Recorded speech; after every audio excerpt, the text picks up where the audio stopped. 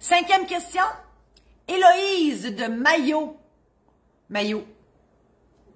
Hein? Mayo. C'est une ville, ça. Je savais qu'il y en avait un Mayo aux États-Unis, la clinique Mayo, là. En tout cas, je sais pas trop, là, ça. Je pense que c'était pour maigrir, en tout cas. Bref. Mais Mayo, je serais curieuse. Écoute, c'est comme rien. Ils doivent aimer la mayonnaise là-bas, c'est sûr. Tu restes sous à Mayo, la partie là, ça nous mange de la salade là, c'est sûr. Ah, mon Dieu, que j'ai. Martine avait une photo. C'est celle-là que tu vas mettre? Oui. Martine, elle va partager une photo avec moi et mon chum. Tu sais, c'est lui qui a fait du bruit la semaine passée, lui qui était en short. Là, il est habillé, inquiétez-vous pas. Et on a tous les deux notre beau gilet, mangeons de l'amour. Alors, je vais y arriver, Héloïse, là. Bonjour, j'ai changé mon prénom. Tout est en règle avec le directeur de l'État civil. J'ai eu mon certificat de naissance et le papier indiquant mon changement de prénom. En passant, Héloïse, c'est un très bon choix. Je ne sais pas comment vous vous appeliez avant. Oui, c'est le prénom que vous avez changé. J'ai une petite anecdote par rapport à ça, je vais y revenir. Votre question, est-ce que je suis obligée de refaire mon mandat d'inaptitude avec mon ancien prénom ou si je peux simplement transmettre une copie du changement de prénom au notaire? La réponse, c'est trop fort, casse pas. Je ferai les deux, moi. Mais vous n'êtes pas obligé là, de changer vos documents. Mais au moins, c'est sûr, allez avertissez votre notaire qui, lui, va avertir la Chambre des notaires parce qu'on marche toujours, mais aussi on marche avec le numéro d'assurance. Je réfléchis en vous parlant, moi, là, ça a-tu l'air? On marche avec le numéro d'assurance sociale. C'est sûr que le notaire devrait avoir l'information, mais si votre liquidateur, il prend un autre notaire, ben là, cette information-là de votre changement de prénom, elle doit être dans le tiroir que vous ouvrez jamais. OK? On a tout un tiroir à la maison où on met notre paperasse, qu'on dit, hey, on arrive de chez le notaire, là, on a la tête grosse de même, puis on fait, tiens, on pisse ça dans le tiroir, puis on l'ouvre plus jamais, ce tiroir-là. Il faut l'ouvrir. Il faut 10 ans au moins.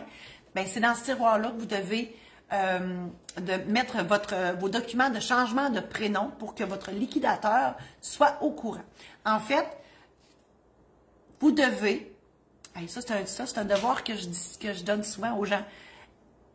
Si vous êtes à la maison, quand vous allez rentrer à la maison, faites comme si vous étiez plus là. Vous êtes morte.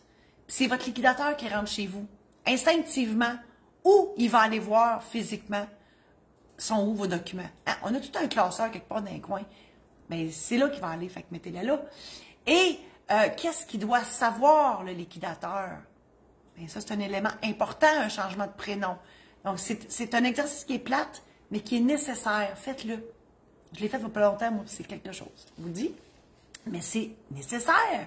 Donc, la meilleure personne qui doit savoir que vous avez changé de prénom, ben, c'est votre liquidateur. Puis si vous dites, ouais, mais il le sait déjà, ouais, mais il va-t-il y penser, lui? Il faut qu'il le dise au notaire. Mettez ça avec votre testament. Très important. Vous avez une deuxième question. J'ai l'idée de déposer copie de mes documents de changement de nom à mon notaire. Cela lui serait-il utile? Oui, un acte de dépôt, mais cette information-là, elle ne se rendra pas à la Chambre des notaires. Donc, voilà. Puis, tu sais, c'est ça. Fait, moi, je pense que la meilleure façon, Héloïse, de Mayo, c'est de mettre vos documents de changement de prénom dans le tiroir que vous ouvrez jamais, avec votre testament, votre certificat de naissance, votre mandat d'inaptitude, l'aide médicale à mourir si vous l'avez fait, des documents de maison, bref, les assurances-vie. Ça, les assurances-vie, il n'y a pas moyen de retracer ça. Fait que les polices assurance-vie. Puis de grâce, ne mettez pas ça dans un coffret de sûreté à la banque, ça ne sert absolument à rien. Il faut passer au travers de tout le processus pour y accéder. Achetez-vous un coffre-fort chez vous, mettez ça dans le sous-sol. Voilà. Je vous rappelle que vous pouvez partager à tous cette chronique si vous pensez qu'il y a des amis Facebook qui pourraient en bénéficier. Je vous invite à visiter mon site internet marie-josée-saint-laurent.com pour voir mes programmes en ligne disponibles et la maison d'édition saint-laurent.com pour les aides mémoire. Et tout ça, ça concerne les testaments, mandats d'inaptitude, aide médicale à mourir, mariage et succession. Ou s'il y en a un pour l'achat d'une première maison, c'est souvent compliqué. Donc, je suis là pour vous aider par le biais d'un programme en ligne et d'un aide mémoire. Voilà, et si jamais vous voulez que j'aille faire une conférence ou une showférence chez vous, une conférence c'est plus sérieux, une showférence, ben c'est le mix entre une conférence puis un show.